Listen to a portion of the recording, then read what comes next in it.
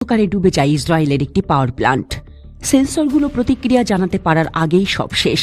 পরে জানা যায় এটি ছিল ইয়েমেন থেকে উৎক্ষেপণ করা একটি হাইপারসোনিক ক্ষেপণাস্ত্র প্যালেস্টাইন 2।